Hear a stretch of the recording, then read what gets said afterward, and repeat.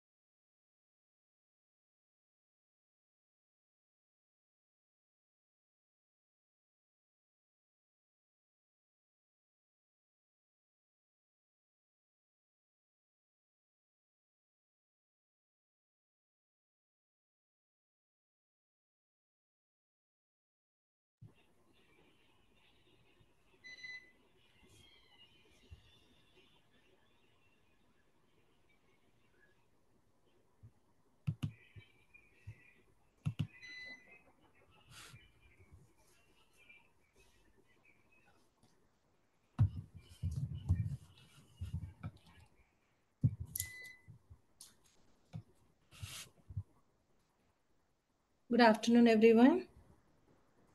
I am Dr. Sridivya, and I'll be teaching environmental impact assessment today. So, I'm basically a water specialist and expertised in nature positive solutions.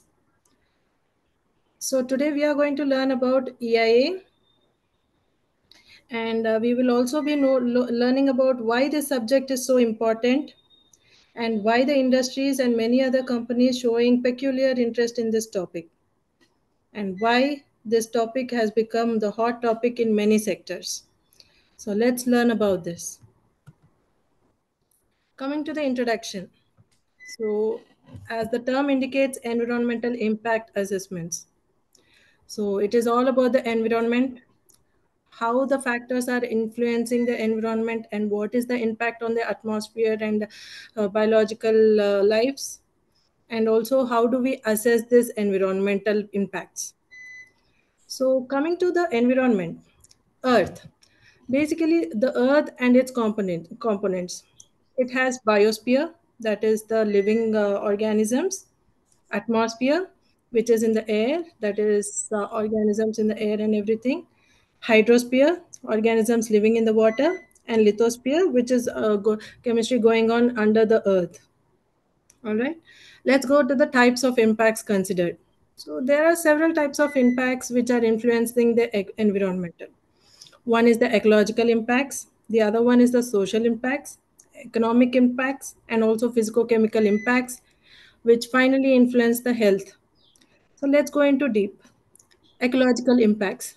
Ecological impacts are the impacts which flora, fauna, and the ecosystems and other biodiversity are getting influenced. Flora are the ones which are trees, flowers, trees, ecosystem, and everything. Coming to the fauna, fauna are the living beings, that is the animals and everything. Ecosystem is nothing but the environment which is surrounded by us. Biodiversity, where everything, all the living beings which are undergoing through this impact of this environment. Coming to the social impacts, social impact is the impact on the communities, on our livelihoods, day to day life, how this environment has been impacting us and our cultural heritage as well. Coming to the economic impacts. Economic impacts, how the local communities and resources are in use.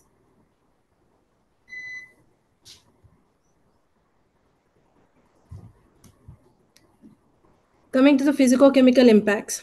Physical chemical impacts are nothing but the air pollution, the environment, how it is getting in a physico-chemical manner. That is the air, water, noise, soil contamination, which is getting contaminated with the pollution what we are facing day to day. And the other one is the health impacts, where each and every impact is polluting, impact is affecting our lives. That is mainly our human health and well-being. So if you look into this diagram, where environmental impact assessment has several impacts, that is the social impacts, as we have already seen. One is the economic impacts, cultural impacts, impacts on the water, impacts on land and air, impacts on wildlife, as well as the health aspects. Let's go into deep. So these are the key environmental issues.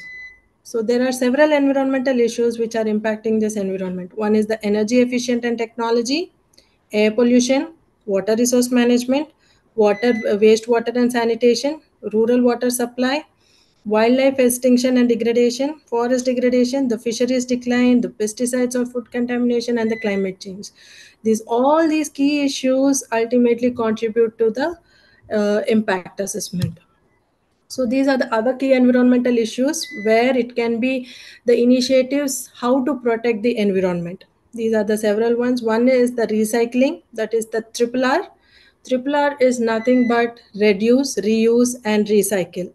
Where these are three. So whether it is a plastic waste, whether it is a paper waste, whether it is wastewater, everything can be recycled. So what is the protection initiative? It we can do the water conservation as well. So these environmental issues can be uh, uh,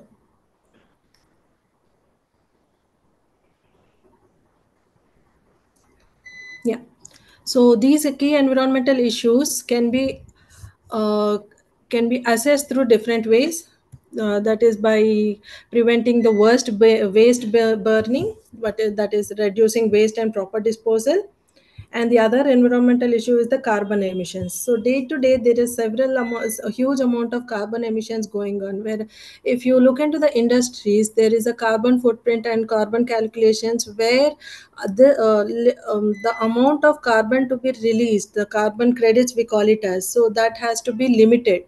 So the more amount of emissions into the carbon into the atmosphere increases, more amount of greenhouse gases emissions, which ultimately leads to the carbon emissions. And this can be used by the renewable energy by not taking up the coal, but reusing the renewable energy sources.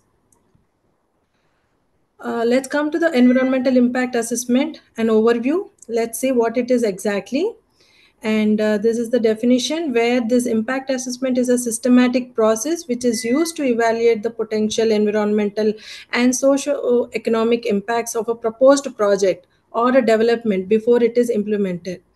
So be it a construction project, be it a health project, health related, that is hospital project, or be it a college, or be it any mining refinery sector or anything. So any project you consider, it has a potential environmental impact and also the socio-economic impacts of of any project. So before it is implemented, this impact assessment has to be done. So, what is the goal of this? To ensure that decision makers consider the environmental consequences of these actions, which lead to more sustainable and responsible development. That is the main ultimate goal of this assessment, that is, impact assessment of the environment, is to ensure that the decision makers. Now, who are the decision makers? Decision makers are the stakeholders. That is the government, it could be. So, that could be the government or the funding agencies, like that. So these decision makers consider these environmental consequences of their actions. By considering all the actions and everything, they lead to the more sustainable and responsible development. Responsible development as in how it goes, it has the correct social impact, it has a good environmental impact and also the economic impact. For example, if we look into the construction project, if it is a small construction project, then directly when impact assessment has been done, there will be no social impact, that is no noise disturbance, minimal noise disturbance for it, and so minimum the damage to the environment and everything. And when coming to the environmental impact, the environmental impact, that is there will be no soil pollution or atmospheric pollution in it. And coming to the economic impact, by doing a minimal construction project, there will be no economic impact, that is no financial disturbances in the economy, in the society. So coming to the goals of impact assessment, one is the resources conservation, the other one is the waste minimization, the third one is the recovery of the byproduct, efficient use of the equipment, and sustainable development. So whatever item or a product we take it, so we have to make sure that the product is utilized completely, the whole life cycle of the product has to be used. So these are the goals of the EIA. And coming to the objectives, the main objective is to see the impact, how the environment is getting influenced by these factors, and what could be the preventive alternate for it, and how to prevent the damage to be occurred. So we have to consider why we need this environmental impact assessment, why these companies, why these industries are making huge impact, like why they are giving so much importance to this impact assessment reporting, and what is the future of this. So let's get into this depth. Identification of potential environmental impacts, whether it is positive or negative. So we need impact assessment to know what are the potential impacts on the environment, either it is positive or negative. So maybe it is the project may have the environmental and human communities and adverse effects on this environment and human communities. Coming to the impact evaluation, the impact evaluation, how this impact on the social and economic impact whatever we are facing, how to evaluate that. It is to assess the significance of these impacts and determine the long term and short term effects on the environment. All right. Then the third one is the mitigation strategies. How do we mitigate the impacts? To propose and avoid and minimize or offset the negative impacts and enhance these positive effects. In the further slides, we will be coming to know about each in detail. So let's go through this. Finally, the decision making.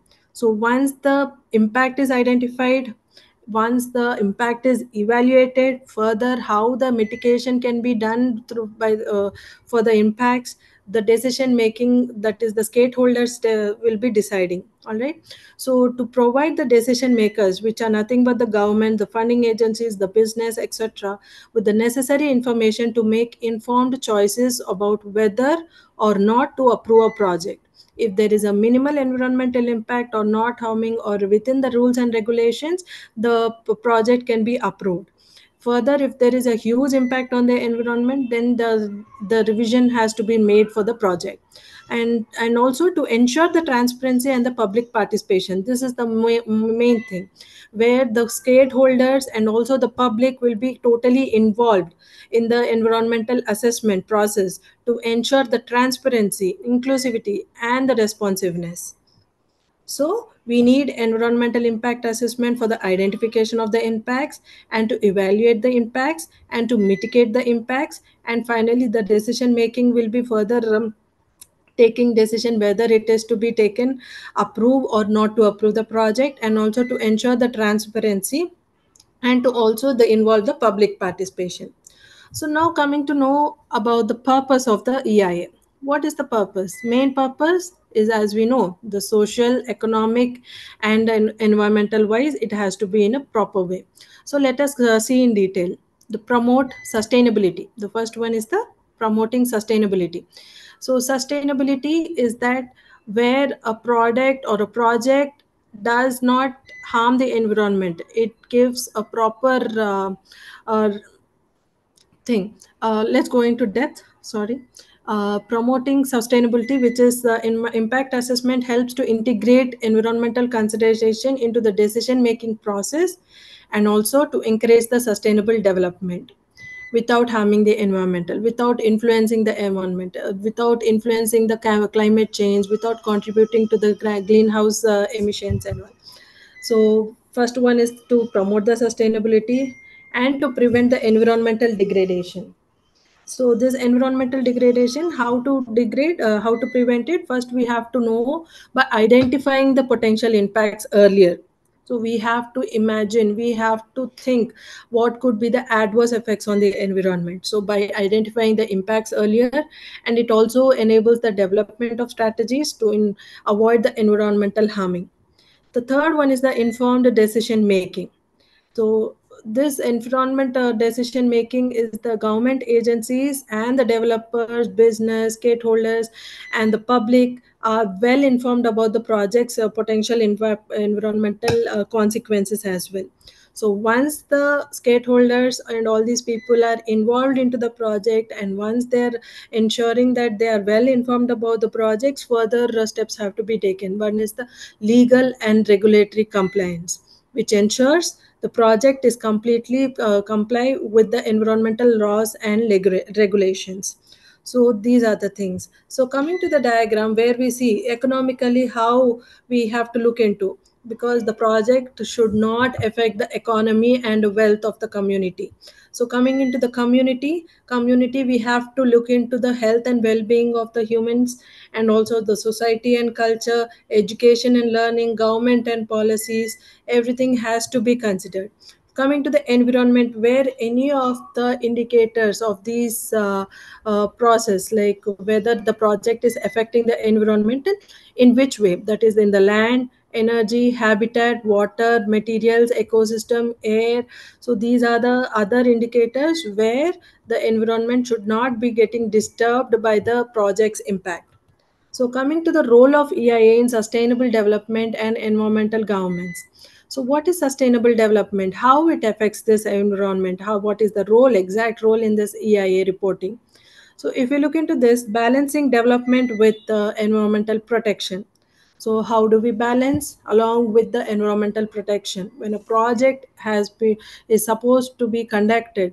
How to balance its development along with the protection of the environment and without getting any influence on it in a societal way, in an environmental way, in economical way. So it plays a central role in ensuring that the development projects do not lead to irreversible environmental damage. It also helps in the development activities with sustainable practices by ensuring that natural resources are used efficiently and ecosystems are preserved. For example, in terms of energy, yeah, in terms of energy, how do we do that? So instead of using directly current by burning the resources like coal and everything for the sake of energy, we can directly use the solar panels by taking up more amount of sunlight, convert into the energy aspect, and using it. That is a green practice, for example. And this is the same sustainable development where the promotes the green technologies and also its practices. So through this EIA process, developers may be encouraged to develop green technologies or practices that reduce their environmental footprint. So many of the companies, industries, etc., they adopt these green technologies. So by taking these green technologies, that is wastewater reuse, for be it rate wastewater reuse, be it solar energy consumption utilization, and taking out the byproduct and its whole utilization and everything. So another one, apart from sustainable development, there is also called environmental governments. So what it is, so in this environmental governments, mainly the accountability and transparency is very important. Through this whole EIA process, the transparency to the stakeholders and also the public plays a very very crucial role. So coming into this accountability and transparency, the EIA process fosters a culture of accountability by requiring the developer to publicly disclose the potential impacts of a project, and also what could be the other steps to mitigate these impacts. Enhanced regulation and monitoring is the other one. So once there is a transparency about the project, once the project is approved, once there is a stakeholders approval, government or the business heads approves the project, there should be a transparency among the people, and also they should also follow the rules and regulations. All right. So once there is a decisions and the project is approved, it provides a basic information and how to follow and everything. So coming to this environmental sustainable development in this figure, so there is a sustainable development, as we already discussed, it is the efficient use of water.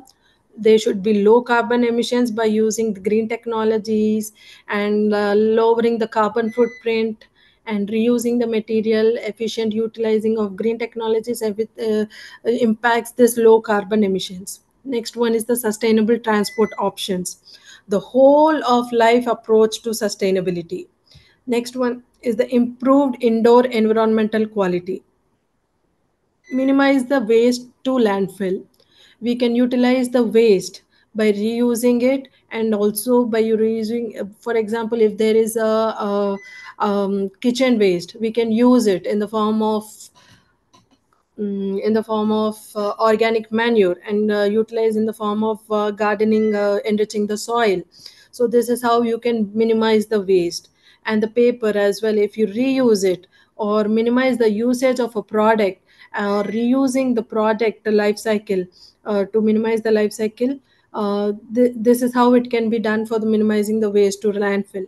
And the third one, another one, is the minimal impact on the local environment. Whether the project is minimal or a big one, it should be a very less impact on the local environment. Local environment is nothing but the surrounding environment, and whether it is a rural area, urban area, agriculture, irrigation sector, wherever it is. So there should be minimal impact on it. And efficient usage of water, that is, water once circulated, it has to be used it in a proper way. So zero liquid discharge, there is a process called liquid discharge that we will be discussing in the later slides.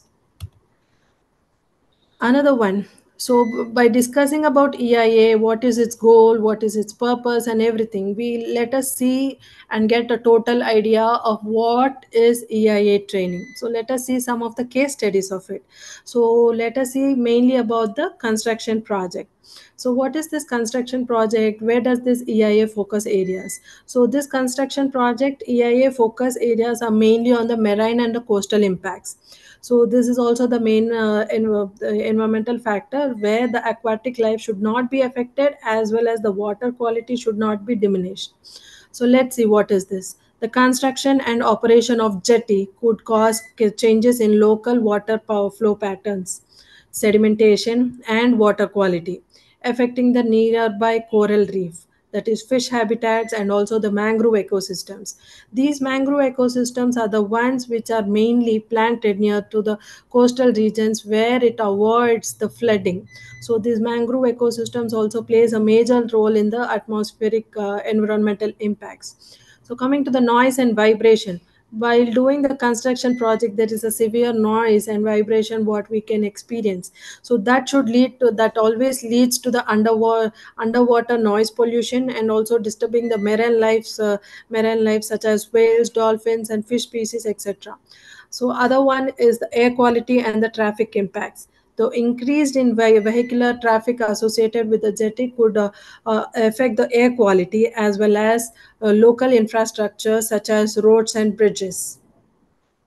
So by constructing a project near to the main road or near to the highways, it is always impacts the vehicular traffic, which also affects the air quality due to its pollution, and also the local infrastructure such as roads and bridges. They all get congested and also affects. Coming to the community and social impact, socio-economic impacts. That is, the local fishing communities may be impacted by disruption to the traditional fishing grounds.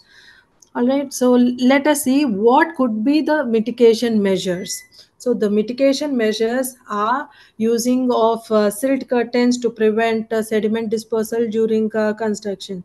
So we see the green curtain kind of a thing while constructing a project. So that is mainly because of the silt. Silt is nothing but the fine dust particles which are present during a construction project. As we can see, the fog kind of a thing which is present, and that thing has to be prevented by using the silt curtains. And also the implementation of noise reducing technologies, and also scheduling construction activities outside the sensitive periods for marine wildlife. So if we consider the marine wildlife, it has to be the sensitive periods. That is a period where like some kilometers will be there, which has to be constructed away from the water life, that is away from the marine life. So this implementation of noise reducing technologies has to be implemented in order to protect the marine wildlife.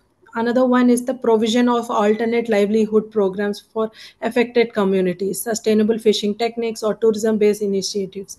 So once there is a construction project at a particular area, so that should not be affected by the livelihood programs. That is another, like for fishing techniques, they should be like somewhere in a very calm and pleasant places where there should be no disturbance due to any construction activities or noise or vehicular pollution. It should be some isolated area where there will be a peaceful and pleasant fishing practices, and also for the good fish ecosystem, mainly the marine ones.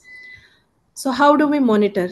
So we have to monitor the regular water quality testing has to be done, and also the marine biodiversity monitoring also has to be done in a regular way in order to see this impact, how long the impact is not affecting the environment.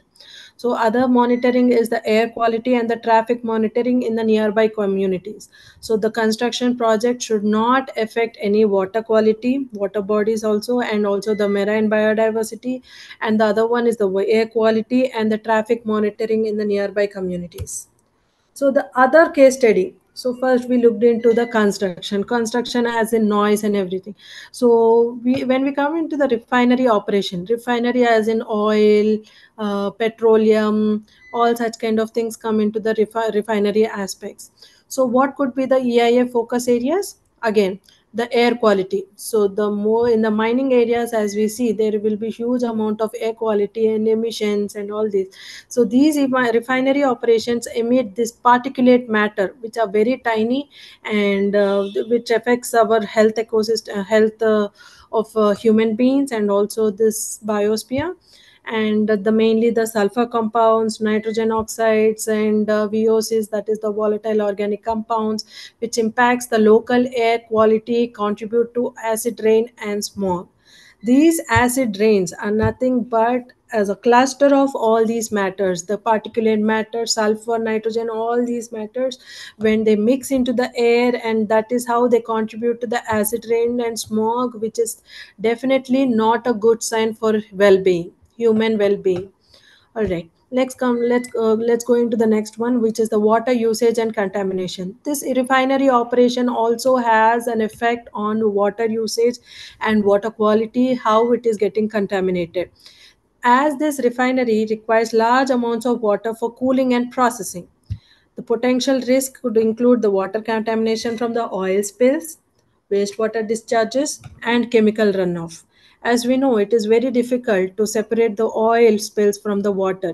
Huge treatment processes are required for this process. So, in order to avoid this, minimization of the refining practices, and also to mitigate this impact, some other alternates has to be also taking place. And what could be the other health impacts?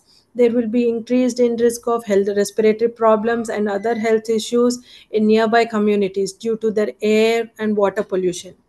And coming to the noise pollution, what is noise pollution? It is because of the refinery machinery which could cause the elevated noise levels, causing the disturbance. So this disturbance affects the human health, human well-being, and also the marine atmosphere, the air.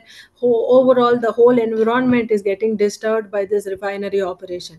So, what could be the mitigation measures? There should be the use of scrubbers, the filters to reduce the emissions. So, these scrubbers and filters are the routine ones which these industries continuously they will be using in order to reduce the pollutants into the atmosphere, releasing the pollutants into the atmosphere, and also the noise levels can be reduced by using the scrubbers. So, the use of closed loop cooling system, that is to minimize the water consumption and ensuring the water is treated before use discharge. So once the water is used for the coolants to cool the systems, and then the water should not be directly discharged into the water bodies, it has to be treated. If it is a small refinery, there should be a preliminary, secondary and tertiary levels of treatments are there which has to be undergone before the discharge into the water bodies. Now coming into the health impacts and assessment, and this health impact, how to mitigate that? By establishing a health monitoring program for workers and surrounding environments. So frequent observation by the doctors, they have to be monitoring the respiratory problems of the workers, how they are going through, how the mental problem they are going through this noise and air pollution. So the fourth one is to mitigate the noise pollution by implementing more green technologies, or through noise reducing technologies, or by using the noise barriers. By using these technologies, there will be the reduction of noise problems and noise pollution, which ultimately lead to the lesser impact into the environment. How do we monitor this? We have to continuously monitor the air quality, and also the regular health assessment should be done, and inspection and regular maintenance of the water treatment systems, and to prevent spills of the oil spills particularly. So the focus area of this refinery operation is the air quality, water usage, health, noise. And how do we mitigate it? By using the scrubbers and using the closed loop cooling systems in order to minimize the water consumption, and also treatment before discharge, and also the health impact, how it is, and health monitoring programs also has to be done. And this monitoring of air quality monitoring and also the health assessment should be continuously done until the project is completed. And also the inspection and regular maintenance also should be done for the proper maintenance of this environment. So another case study, if you look into the next third case study, for example, these case studies are only for your understanding of what is EIA, what are its indicators, what are the focus areas and mitigation, how it can be monitored for the peaceful environmental uh, access. So for the offshore and onshore solar energy projects, so these solar energy projects, how this EIA focus has to be done. So biodiversity impacts, if it is offshore, that is the installation on floating solar panels could affect the marine life, particularly the marine birds and the aquatic plants. So why is this impacting the why is this biodiversity is getting impacted by the solar energy projects? Because the solar panels are fixed on the floating water. So by fixing on the floating water, the marine birds does not have the access of its feeding, that is the small fishes, and the plants or the fishes whatever, they don't get the direct sunlight for their survival, and so it is getting uh, affected by this solar energy projects which is offshore. If you're coming to the onshore, that is land use and agriculture displacement. So onshore, where large amount of area is required for this onshore energy panels, um, As you can see, I'm sure you must have heard about this Adani projects, where solar energy projects in Jaipur. There is a huge land with more than thousand solar panels have been established, and it can also uh, uh, conduct, like it can also supply the electricity for the whole European countries. So that much amount of energy it we can obtain by using the solar energy. But for that, again, we need a large huge amount of land for it. Okay, significant land area is required for its installation. And instead of the agricultural productivity, there is only solar panels, from which we get only the electricity or the energy required for the industrial purposes and electricity purposes, which displays the agriculture, and also the potentially reducing the agricultural productivity. So once the agriculture productivity is very less, there is productivity of food is very less, and ultimately leading to the human well-being, and also the environmental impact. So coming to the visual impact, so visually, what is the impact? The large scale solar installation could alter the aesthetic value of the landscape and coastline, affecting the tourism. So there is no aesthetic importance of this, so that doesn't look nice to us. See, we feel pleasant when we look into the greenery, we feel good when we see go into the atmosphere, feel the fresh air.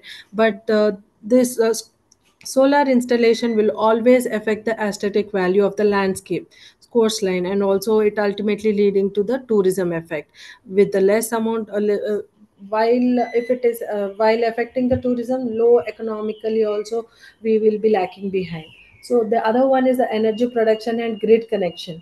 The efficiency and environmental cost for connecting the solar power to the national grid need to be considered, including the impacts on the local communities. So the production is good, but the connection and how it is impacting the local communities also has to be considered.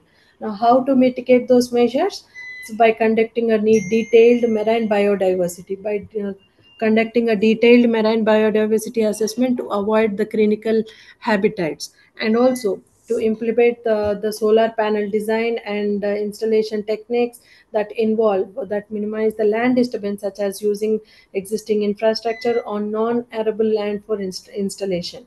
So, so the mitigation measures, these mitigation measures are the ones which are due to the impacts. So the impacts which are caused due to the solar energy can be mitigated by conducting the marine biodiversity assessment, how to avoid the critical habitats, that the by avoiding the offshore, or maybe you can install this solar panels maybe in the wastewater habitats or deserted or wherever possible, without affecting the marine biodiversity. And coming into the implementation of solar panel design in a in a non-arable land, where a land is not suitable for the agriculture purposes, or maybe the land is not suitable for the construction property, construction projects or something. So that land, instead of just leaving it non-arable without using it, maybe in that kind of area we can use this solar panel, that can actually affect economically as well. So this implementation of the solar panel devices in the non-arable land could be the major mitigation measure, and also to integrate the agro solar systems, so agriculture as well as the solar. So in order to conduct the agricultural programs, the agricultural land, maybe the sidewards and all, we can install the solar panels. So for agriculture, we need the power to generate. So maybe for the what do you say, for the farming purpose, for the dripping irrigation purposes also, we can use, we need some energy to do the irrigation purposes as well. So in order to do that, we need energy. For the energy, so this dual purpose or the dual use of this agriculture land and solar power could be more effective for the more effective crop production as well. So this could be another mitigation measure. And also the design of aesthetically sensitive structures, especially in the coastal areas, to minimize the visual impacts. So the visually, once the solar panels are constructed offshore, it provides disturbing images, and it provides more heat and all.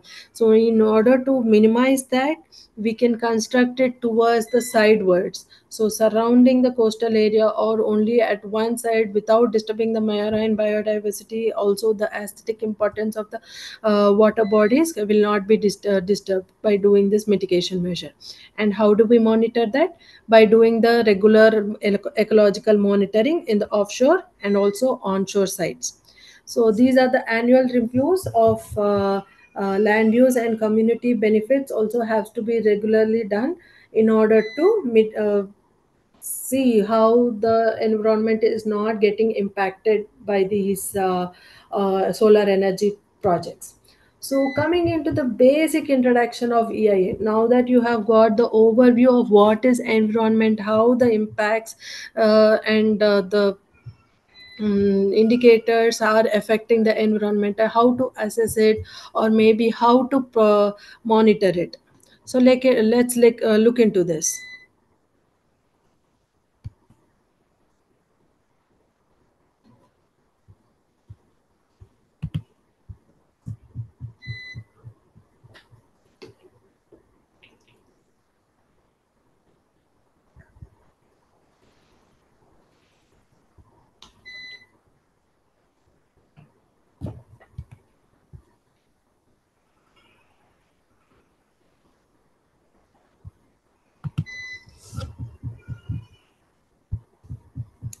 Yeah, coming back. So let's look into this introduction to EIA. Now, what is EIA? So we know about what is EIA. Now we have the overall idea and knowledge of what is environment, what are its impacts, and how to assess by monitoring or mitigation measure, whatever it is. So let's go into depth now. All right. So, what is EIA? So, it is a general and systematic process of evaluating the potential environmental consequences of a proposed project, plan, policy, or a program before it is implemented. So, as we already discussed, it is a process of evaluating the consequences of an environment of a project. So be it a refinery project, be it an environmental project, so sorry, a construction project. So what could be the plan, policy, or a program before it is implemented? So I have, let's go into depth again. It is a tool. EIA is a tool for proactive environmental management, aiming to identify and mitigate the negative impacts and enhance the positive ones. So this environmental impact assessment is a tool for proactive environmental management, aiming to identify and also to mitigate the negative impacts and to enhance the positive. So once we mitigate the negative impacts, there will be an always an alternate solution to it, and which enhance the positive ones. And it is also the process involving the stakeholders in decision making, not just the stakeholders but also this people also are involved into the decision making, and it is also a crucial steps towards a sustainable development. And this is how it is getting importance in the industries. So whether it is a pharmaceutical industry, whether it is mining, construction, biorefinery, in whichever sector it is, there's environmental impact assessment. And also this corporate companies also are looking into this impact assessment reporting. So coming into it, let's see how this picture is also explaining more about this EIA. So it is also like the description has been given. The more transparency has to be done with that of stakeholders and also the local people about the project, what are its impacts, what are its mitigation measures, how to monitor, and all these things, and what is the decision, how to be implemented, how it is monitored. Everything is done under the transparency. So there is certainty about the projects. This is how it is going to be. So you have to predict how it is going to be, how certain you are to get impacted by the environment, how certain you are that you are not polluting the environment, how do you assess it, how to be in certain manner, how do you estimate the impacts, and how do you participate in this, the by involving the people and also the stakeholders, the business people, and also the funding agencies. We have to involve their participation in order to uh, for the project to function in a proper way. And practicability, so we have to be very practical about the projects. We have to look into each and every small and minute aspects as well in order to be practical about the project. So this is how it is going to done, then that is how it is going to be done. That is, if it is like a water pollution, then it has to be monitored. If it is like air pollution, that is also has to be monitored.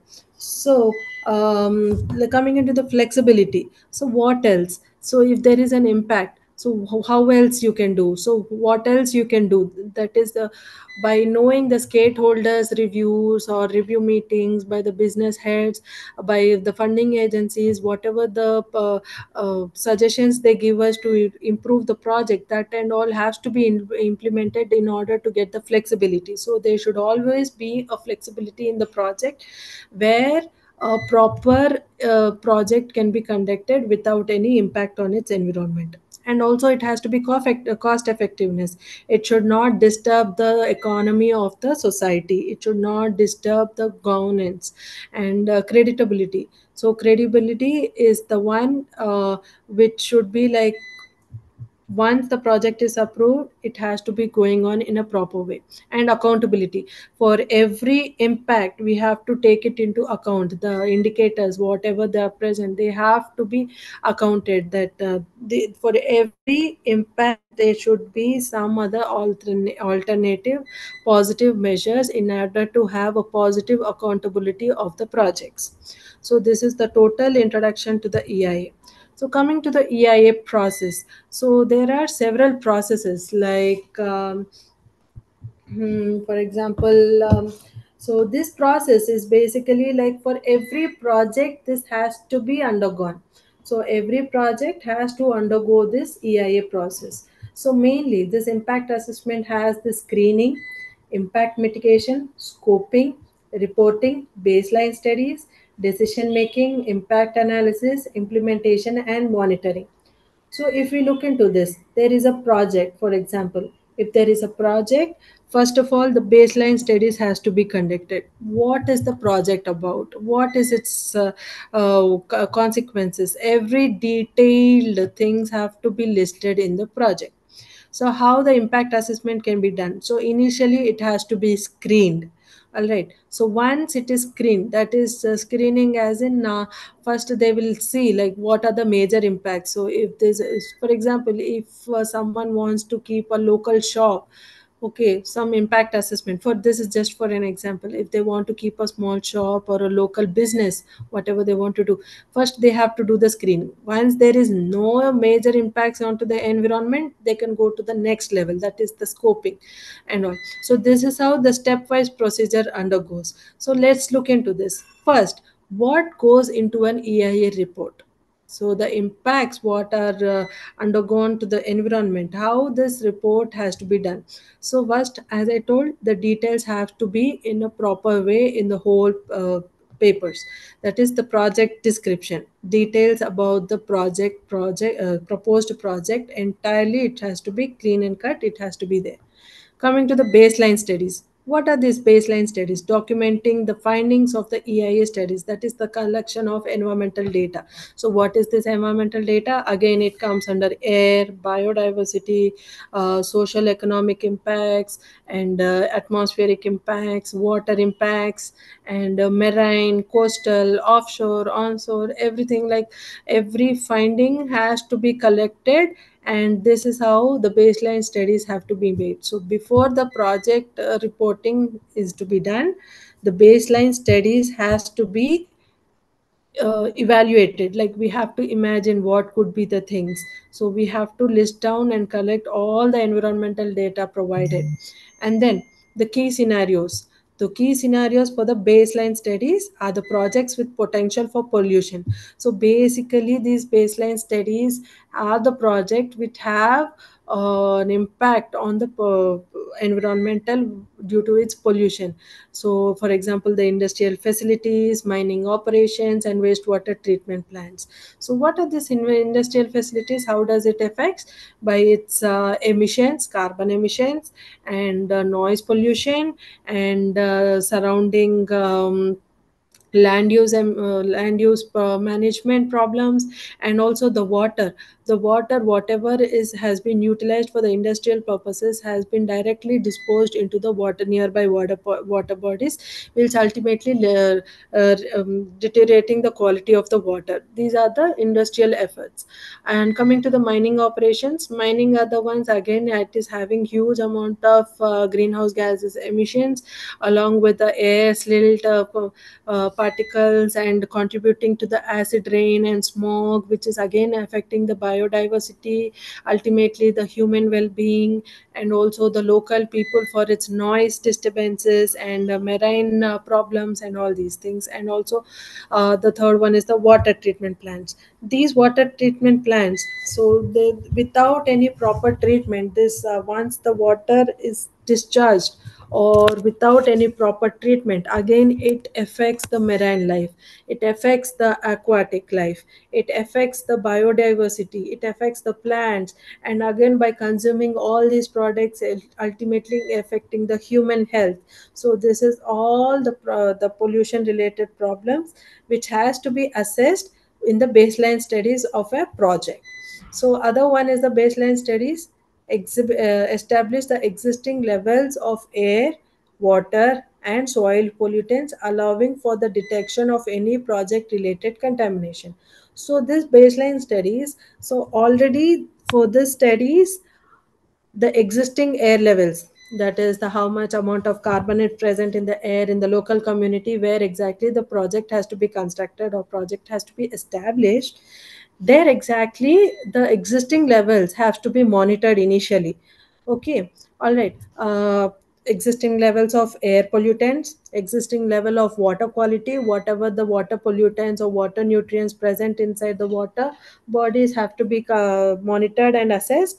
And also the soil condition, the amounts of soil pollutants it is already having, existing soil pollutants, and this is so by having this baseline study of this environmental indicators, what happens is that further after the project has been constructed, from the baseline and how the quality is getting deteriorated, be it air, water, or soil, whatever, the how it is getting variation, the variation of it determines the pollution levels, how it has been, how it is getting impacted, and how the mitigation methods can be conducted in order to do that.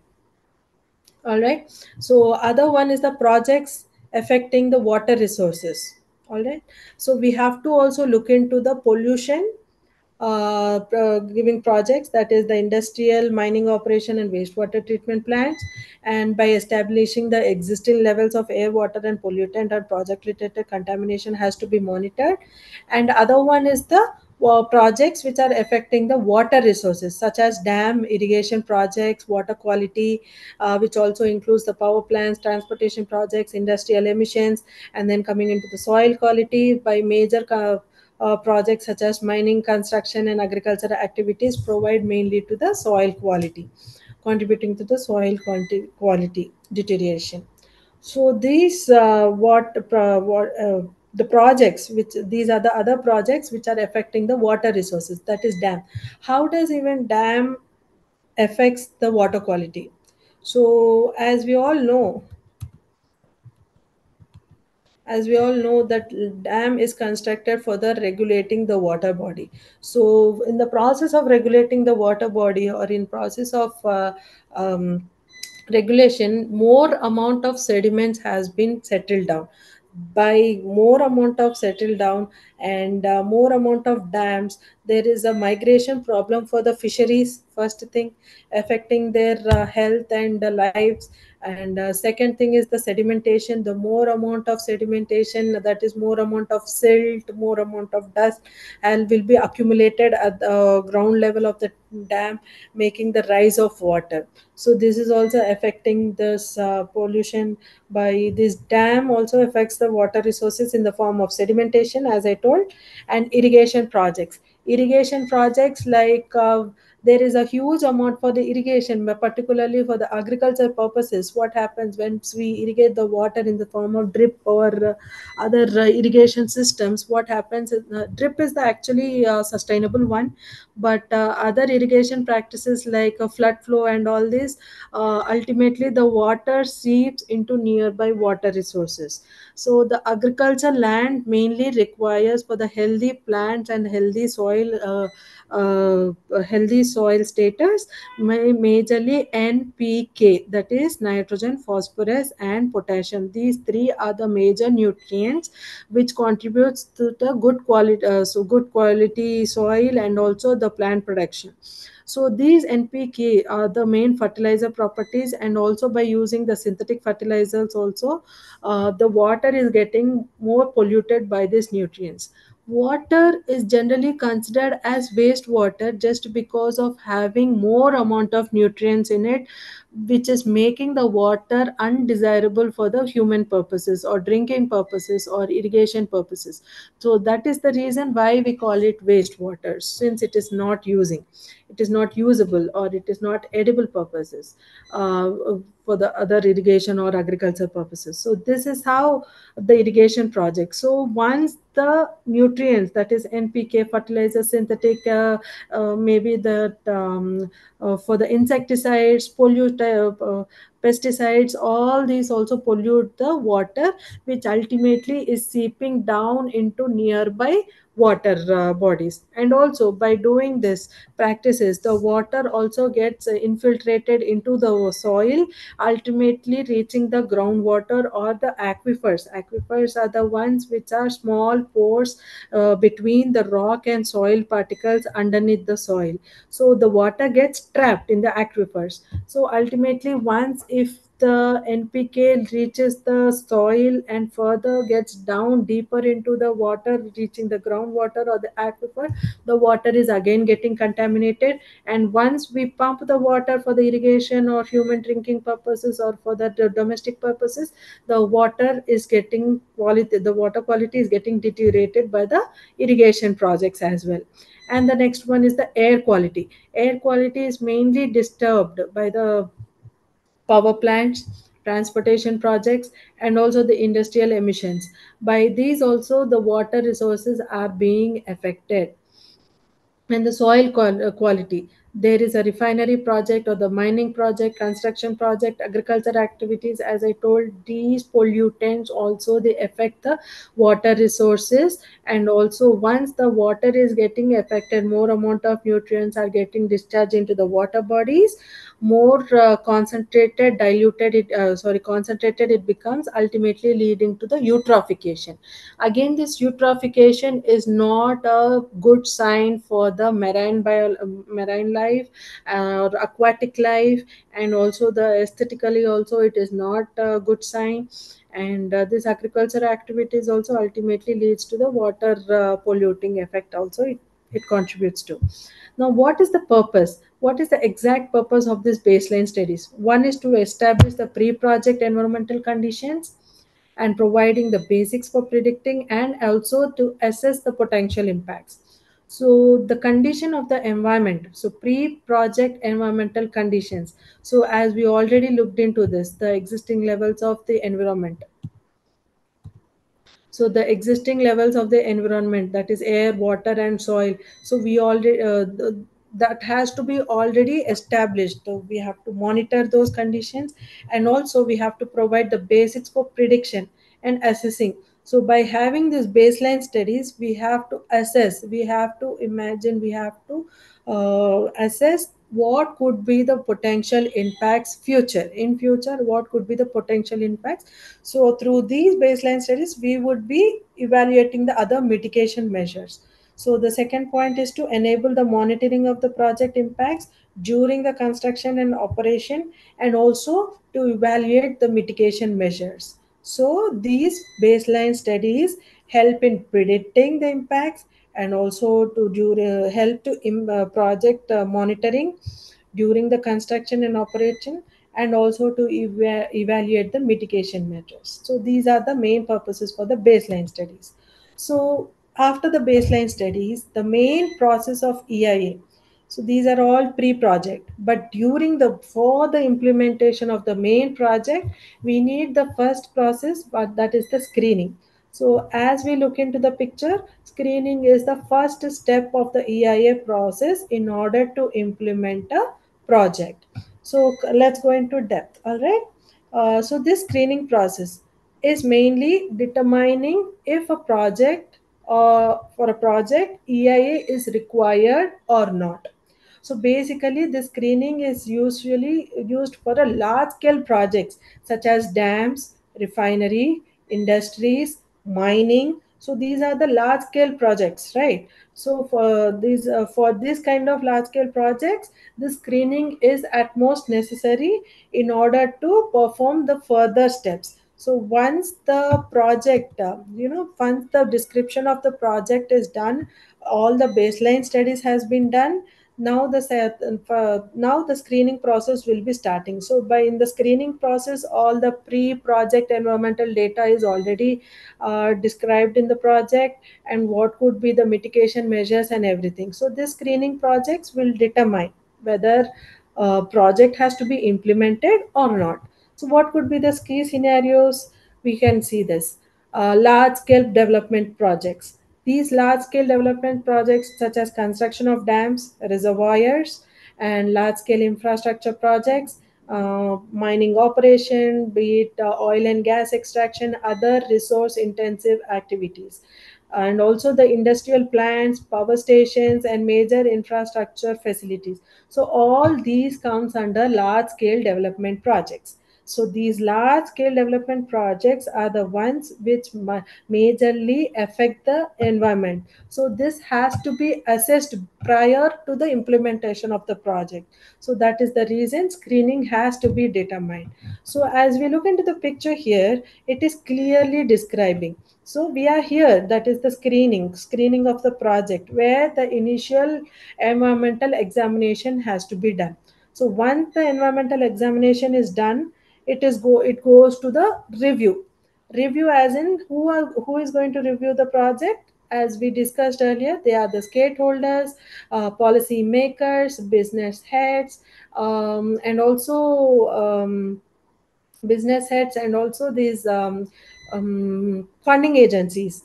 So these people review the project. So environmental examination by pre-project environmental monitors or monitoring aspects, whatever is there, air, water, biodiversity, all these have to be reviewed before itself. Once the review has been done, these large scale projects has to be further continued or not will be decided in the screening process. Whether it is a small scale development projects, where it is a small building or a small nearby mining area, whatever. So if it is a very small one, it will be showing there. If there is a minor impact, EIA is not required. If it is a major one, again the scoping has to be done. If the EIA is required, next step, that is the scoping of the project will be done. All right. So we will be looking more into depth what is scoping and everything, and then again full scale EIA. Once scoping also, if the EIA is required, and the full scale EIA, that is the environmental impact of a project, is evaluated thoroughly, and by describing all the impacts and everything. And after indicating all the reviews and all, it will be reviewed, and then again the decision making will go. All right, once the decision making, again the stakeholders, all these people will get involved in the decision making, whether it has to be approved or not. And again, if the EIA is approved, further process will be going on. If the EIA is not approved, and they have to go for the further mitigation measure or the flexibility of the project or the alternate solution or the the changing and change of developments in the project has to be monitored. If the EIA is approved, the project has to be monitored for certain period of time, like the air quality monitoring, water, biodiversity, everything, soil, everything has to be monitored. And also, once everything is monitored, the EIA audit and evaluation will be conducted on and off in a year. So once the project is approved, the auditing and evaluation will be conducted. So this is about the EIA process. So let me get down into deep in the next classes, but before going into depth, I will just have show you other process of EIA. So one is the scoping, one is the screening, second one is the scoping, which identifies the environmental issues. And by identifying these environmental issues, what could be the impact and how it can be analyzed, and the mitigation measures, how to whatever the impact, how we have to mitigate it, and what could be the purpose of mitigation measures, and what could be the reporting, how do we do that, who are involved in that, how do we do that, and all, who will be the decision makers in different stages. All right, in different stages, how the decision has to be made by the authorities, that and all is being decided at every stage. All right, and then finally the implementation and monitoring. Once the decision making by the stakeholders or the government regulators, once it has been approved, how it is implemented and how the monitoring process can be done. So this is all about the EIA process. So the first one is the screening, scoping, assessment of the environmental risk, how do you mitigate, how the decision is being made, how it is monitored, and how the stakeholder has been engaged, or the decision makers, in the throughout the impact assessment reporting. And these are the other parameters to be considered, whether it is a physical, chemical, biological, socio-economically, how these parameters has to be assessed in order to function the environmental project in a proper way. So methodologies and all we will be looking into the next classes. So this is all the overview of the concept. And so by now we must be understanding, everybody must be understanding what is an impact assessment. All right, how the environmental is getting impacted by different impacts, and what are the environmental issues, how these issues can be protected, or how to mitigate this, what could be done and all. And what is exactly in an overview, how, what are the goals, what is the purpose of doing EIA, and how this EIA will be going into a sustainable development, and why do we need EIA, because of the identification of the impacts, evaluation, mitigation, decision making, transparency, how these are all involved in EIA reporting, and the purpose of EIA, how the purpose is in order to have a sustainable economy, sustainable community, sustainable environment, how this EIA is contributing to, and its major role in the sustainable development and environmental governance, and the further case studies in, be it construction, refinery, or solar panels or whatever, and the complete introduction and complete idea of EIA, what it is and what goes into the EIA reporting. So the baseline studies we have learned, and the screening project, and the rest we will be looking into into it in the next classes. Hope you all have understood the concept of EIA, its importance in industries, and how we can develop our careers in EIA by doing the reporting process and all. So this subject is very important for each one of us to learn, since we have a brighter future ahead in this EIA process and EIA reporting, where every company is looking for the experts in EIA. So let's learn about this in detail in the further classes. Thanks for your time, and thank you everyone.